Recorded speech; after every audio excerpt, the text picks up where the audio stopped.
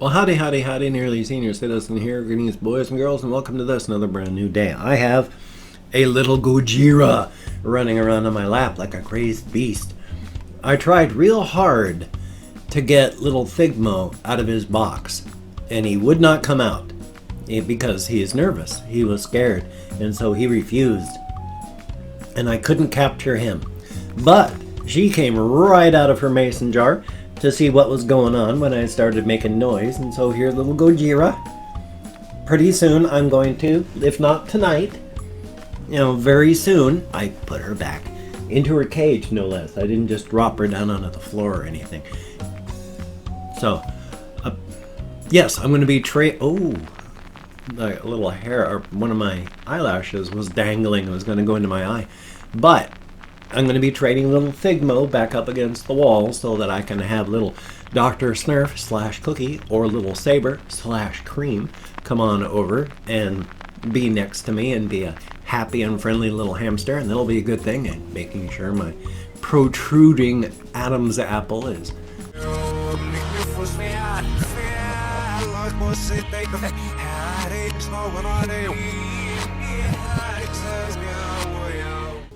centered on that thing.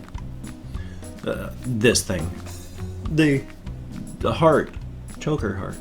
Yeah. Anyway, though, yesterday I kept falling asleep because I hadn't slept well last night. So I fell asleep once or twice. It really wasn't a huge amount, but it was enough to kind of throw me off.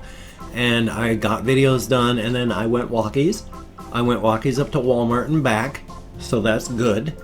And I got back here around 10-ish, and then it was late when I got to bed, because lately when I go to bed around midnight, I take forever to fall asleep. So I've been waiting a little bit longer in the hopes that maybe that'll help. Well, of course, last night, I don't know why I'm doing this. I don't know what's going on with my head, but something is triggering anxiety no matter what, every single night when I go to bed. So last night, for like the second time in a row now, I'm thinking of what do I do to escape if the house catches on fire, because fire is always a risk. It's a risk everywhere. I mean, houses burn down every day. People burn to death every day. Watch the news. Fire is a risk. It's a hazard. And so lying down in bed suddenly is like, well, what am I going to do if there's a fire? Thinking about there's how quickly fire runs across carpet, and we're on the upper floor, so it'd be fast, and how am I going to escape and go out the window? We're up on a second floor. I don't have like a rope ladder or anything, which is something I should probably get. One of those, hook them on your window frame, toss the rope ladder out, and then you can escape that way. Because if I go out the window right now, if I go out the window to escape, if there's a fire and I have no way else out but that window, I go out the window, I hit the eaves outside that are covered in moss, no friction, I slide off, and I fall 15 feet onto a concrete slab. I'm gonna break my neck. I'm gonna die falling off of that. The windows in my bedroom, same thing. I come out the one area, boom, shoot down with no friction 15 feet onto a big concrete slab. So I need to get one of those rope ladder things that I can hook up so that I don't have the choice of burning to death or falling headfirst 15 feet onto a concrete slab. I don't want to die. I don't want to burn to death. But, I mean, there's no real great risk of fire other than just natural, normal things. I mean, we've got neighbors on one side of a duplex, and I've got housemates, and people are people. So it's not like the risk is any greater than anyone else who lives like in an apartment complex. Because you can't control the people that live there. You don't know what can happen. Any one of them could be an absolute moron and be like making, hey, I decided to my arm is itchy. I decided to make a candle out of a bottle of rubbing alcohol, a wick, and all these strings running through my collection of bird feathers. You never know.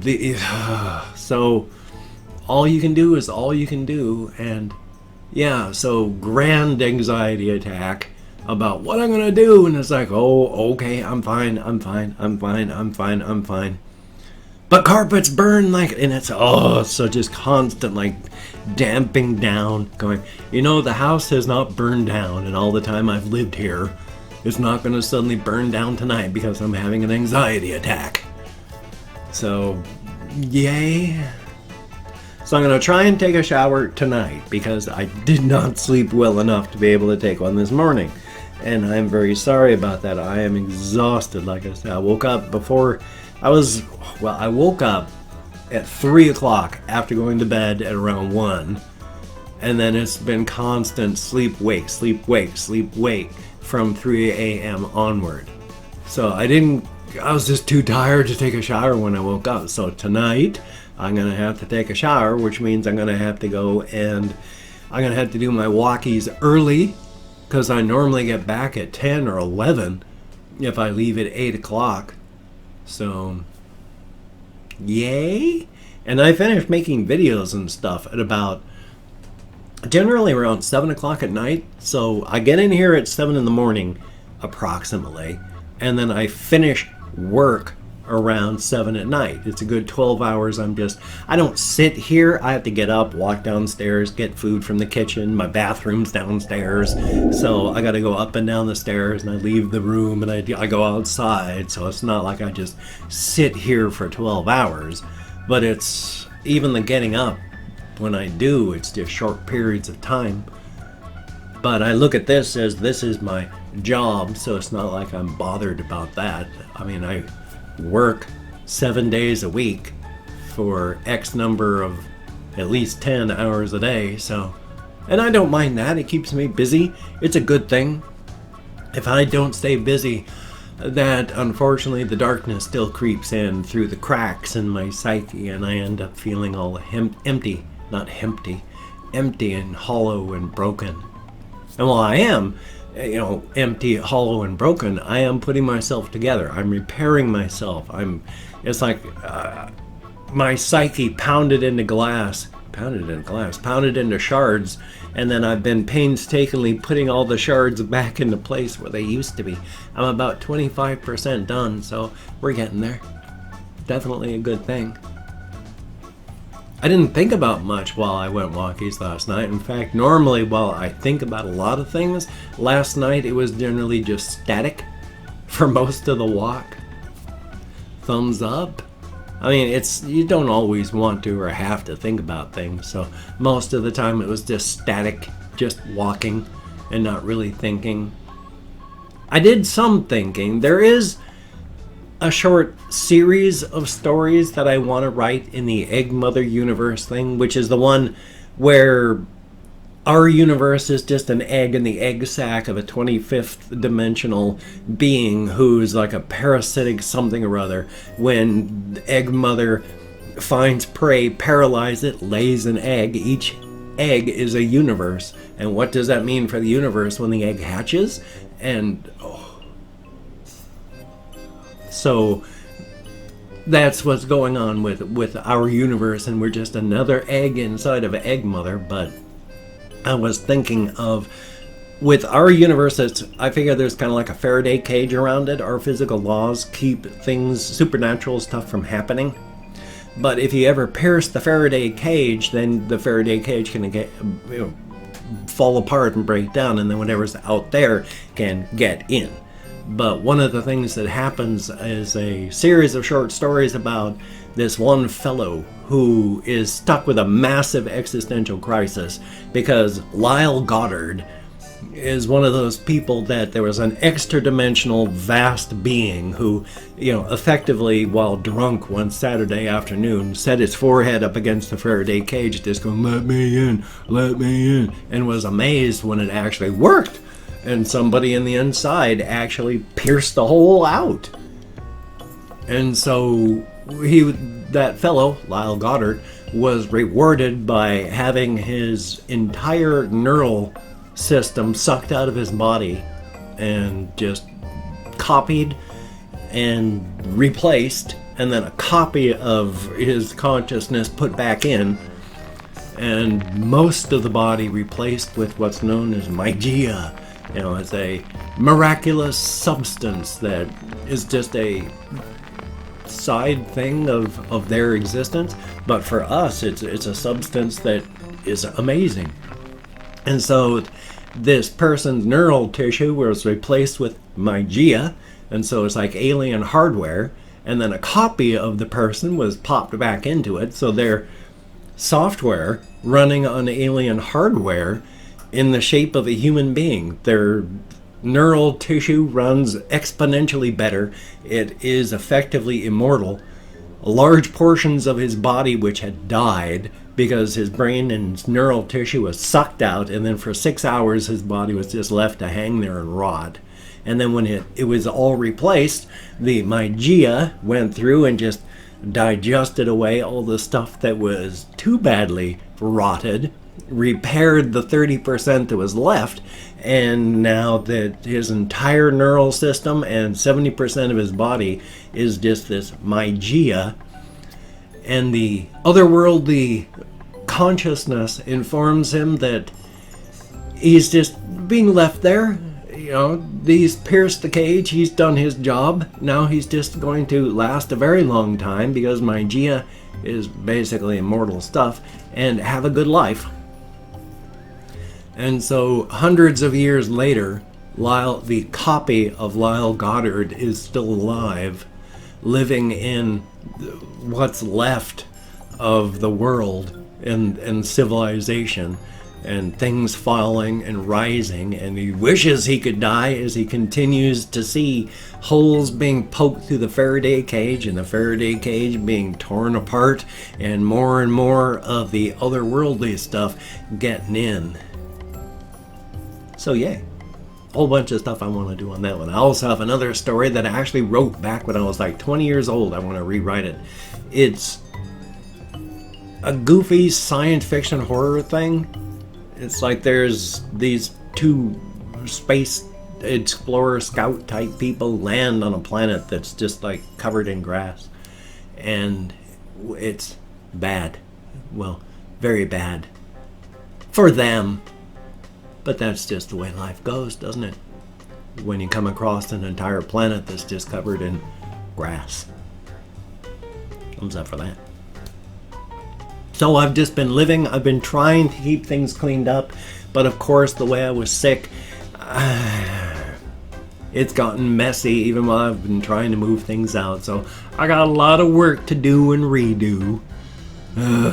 But life is life. You gotta stay busy, because otherwise the darkness seeps in through the cracks and you feel empty, hollow, and broken, like I do right now.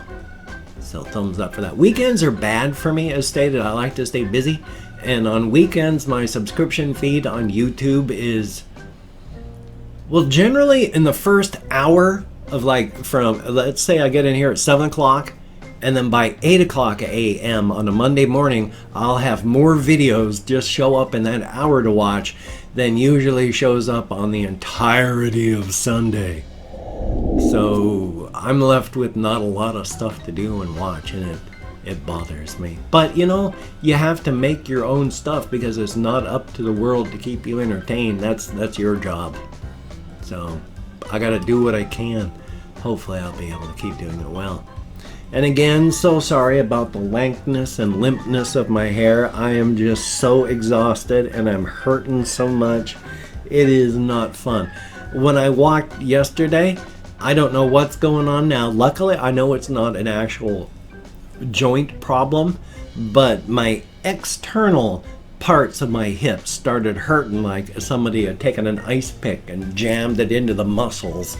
But luckily, when it's on the outside, it's just a muscular thing. It's not the actual joint. If your hip joint hurts, it hurts on the inside of your leg, your inner thigh, more toward your groin, because that's where your actual hip joints are.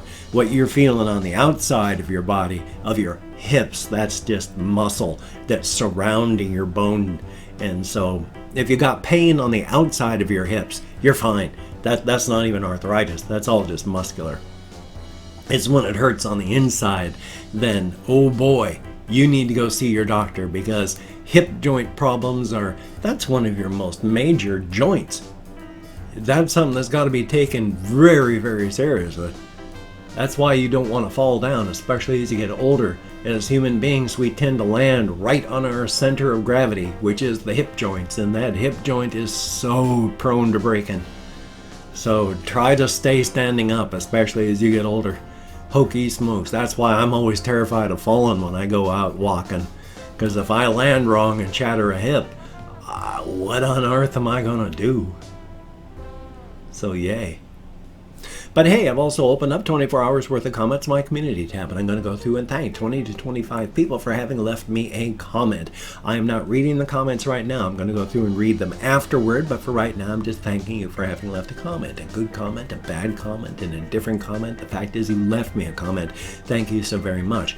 Afterward, I'm going to read as many as I can. Thumbs up each one. I do answer as many as possible, but for now, thank you for having left a comment. If I mispronounce the username, no disrespect is intended. I'm an American English speaker. We're just not good at that sort of thing. And of course, I've forgotten the other thing I say. So I guess that's not an of course after all, is it? Let me call it my Chrome.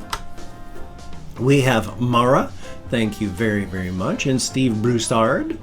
Greatly appreciated. And Feet End, greatly appreciated. Smiley Rhymes, it is so hard to see. I'm so very sorry. Christopher Bissonase, I sure hope I'm close. Thank you very much. Panasonic Tooth, that's a heck of a name. Thank you very much. Blue Storm 612, greatly appreciated. Humble Folk, greatly appreciated. Kathy Kits Cat, thumbs up and thank you. Former. And Laurent, greatly appreciated. Garrett Yane, thank you very, very much. Evan Alexander, thumbs up and thank you. And Chance, greatly appreciated. Sebastian Ferris, I'm going to make you a birthday doodle here real soon. I think it was you, wasn't it? It said you had a birthday? So yes. And Pandora NYC1, thumbs up and thank you. Leander Larson, greatly appreciated. Grognak the Destroyer, thumbs up and thank you. Oscar Chaos, 2 A's in the Oscar, and Epic Winners, greatly appreciated. Russian Timing, thumbs up and thank you. And Coco's 89891, thumbs up and thank you. Sue's Gaming and Conspo Lopez, greatly appreciated. Last but not least, Chris with an apostrophe, thumbs up and thank you. Each and every one of you for getting me out of my head into the world, dealing with actual people. It is appreciated. I'm trying to turn my chair all the time so that it's like not at a weird angle. With my scoliosis and all the nerve and my back is just MRIs and x-rays of my spine are not good. It's not like a regular just stack of vertebrae. It's like someone just, they just haphazardly pile blocks so that they're just sort of going like this. They generally make it up all the way, but it's not nice. And then of course my vertebrae have a nice twist in them like this so that they're still stacked up, just all veered sideways for my scoliosis. And thumbs up. So I try to keep my chair balanced so that my body is straight. I've been able to see a chiropractor for over 10 years. Chiropractors, ignore them when they try and say they can do anything but just crunch your bones and keep your system working that way. I've gone into chiropractors like pain in my knee, gotten my hips crunched, and my knees felt fine afterward. Oh, my nose. Just ignore them when they say that they can do things like cure disease and such. No, they can't.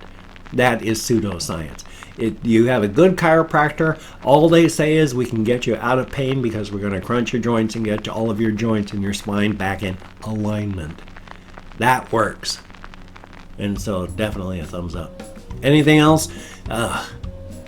Oh, well, this is going to be a long one, because if you could check out my various links, I have Twitter, Facebook, GoFundMe, Patreon.com, NearlySeniorCitizen.com. If you could donate to my GoFundMe campaign or become a Patreon.com patron like one of these beautiful and awesome people, that would be beautiful and awesome. But if you cannot donate, or you simply do not donate, I do take all good wishes and deposit them in the bank of my heart where I draw interest. I thank you very much. And if you could toss me a like, I do appreciate all the positive validation I get from my existence. A definite thumbs up. And if you could subscribe to the channel, that would be very cool. Greatly appreciated. I would understand if you did not wish to, but if you are down with it, I will do my very best to keep you entertained from now to the literal end of time. It is 19 minutes and 41 seconds, so this one's going to be long. I got kind caught up there. So you take care. I'll see you on the flip side. And that, my friend, is a very good thing. I just like to keep it close to 20 minutes. Not too long, not too short. It's just a good amount of time to yammer.